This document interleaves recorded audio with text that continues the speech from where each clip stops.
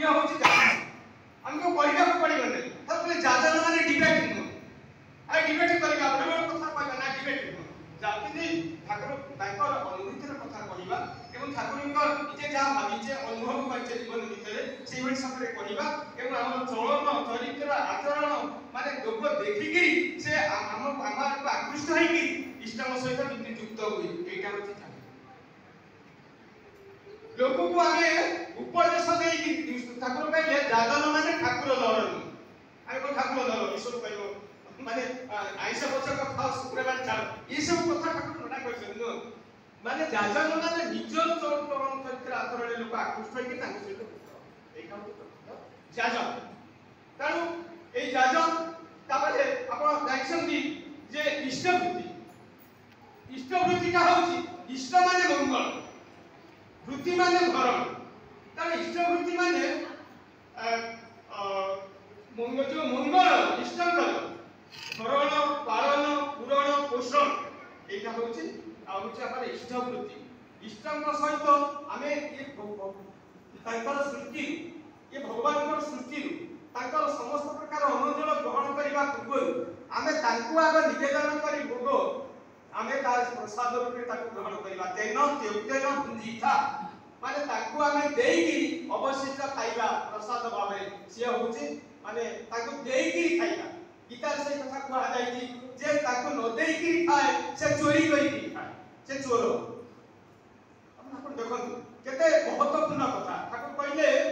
जीवन जदि जाए तो इष्ट वृत्ति छाड़िबो नै धर्म अर्थ काम मोक्ष एई निशान बोलिबो नै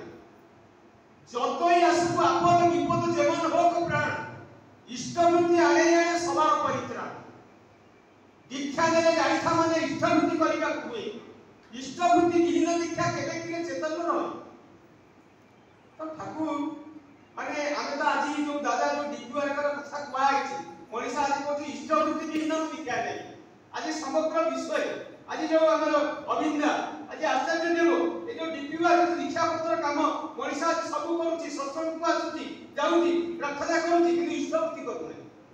तार इष्ट वृत्तिटा एते गुरुत्वपूर्ण कथा एटा होछि रक्षा कवच मनीषा को विपद रक्षा करे गोटे कथा कहबी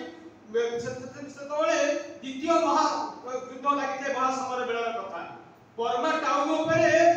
बमिंग होउथाय सेतोले ठाकुर तो भक्त मान को रक्षा करती इष्ट वृत्ति जे करूछि इष्ट वृत्ति तो 24 आवर्स मनीषा को रक्षा करे जो माने इष्ट वृत्ति करिथिले देखा गला से माने रक्षा पाई जाइछन्ती जो माने इष्ट वृत्ति करि नांती से माने सब निपात हे जाइछन्ती सदिन हमरो जने बानार्जी भाई बनी जने भक्त ठाकुरकर भक्त से सोई जाई सकता था परिवार सहित बानार्जी भाई बर्मा ताका टाउन रे बर्मा टाउन रे ताकर घर